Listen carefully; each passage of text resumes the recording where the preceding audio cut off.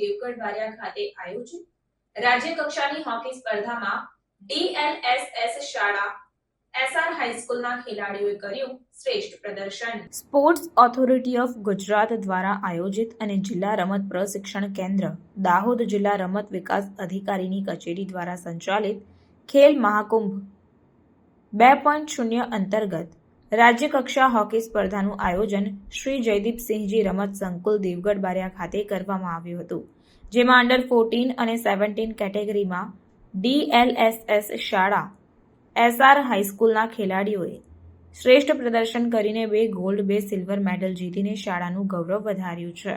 ભાઈઓ અને બહેનો માટેની અંડર 14 કેટેગરીમાં સિલ્વર તથા ભાઈઓ અને બહેનો માટેની અંડર 17 કેટેગરીમાં ગોલ્ડ મેડલ પ્રાપ્ત કરાયું છે.